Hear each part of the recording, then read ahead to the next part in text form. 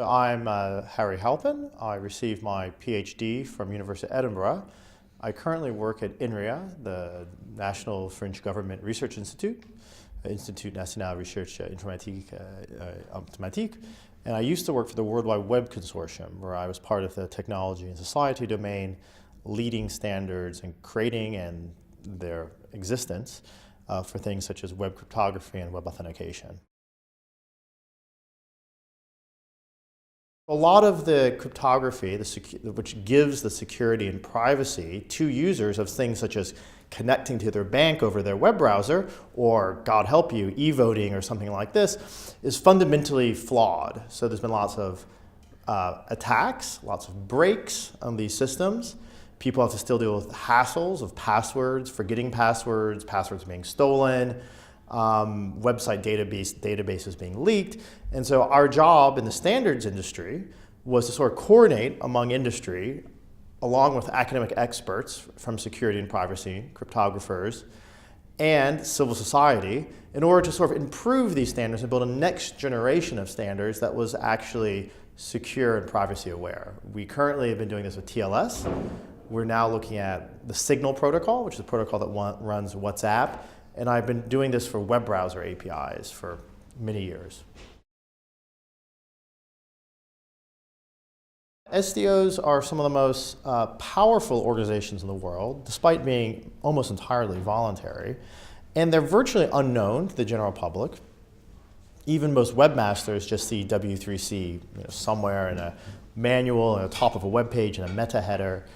And they're definitely unknown to politicians and ordinary users. This is despite the fact that they produce infrastructure which is as important as highways and airports. Essentially, if you consider that the information economy is shipping bits around that now has huge impact both in terms of the economy but also well-being and politics, it's amazing that there hasn't been more engagement from civil society into standards bodies. There's a lot of concern over government hijacking standards. So for example, if a government has a particularly bad policy, let's say they want to have backdoors and encryption, they may try to sneak that through a standards body that they control. So that's why you need not only government support, but you also need government to sort of get out the way with their particular policies and instead work with academic experts, industry, and sort of international best practices. So I'm hoping we see more involvement, but at the same point, we'd also have to avoid capture of standards bodies by either a few large companies, or a few large governments.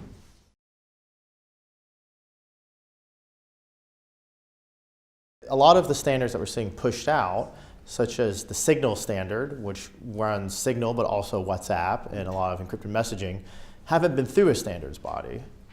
So we have to work on that to make sure that standard is open and formally verified. But you also really need kind of neutral, scientific, objective analysis of the standard for security and privacy flaws.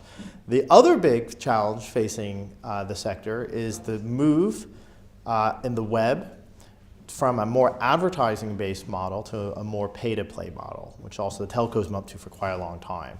So you're seeing this with the advent of digital rights management, or digital restrictions management, as one should say, where essentially, if you want to watch a video on something like YouTube and that you want to pay for it, they can actually, through web standards, a W3C approved web standard, they can install a piece of software, or hardware even, on your which accesses hardware on your device, and this can make it impossible for you to play video.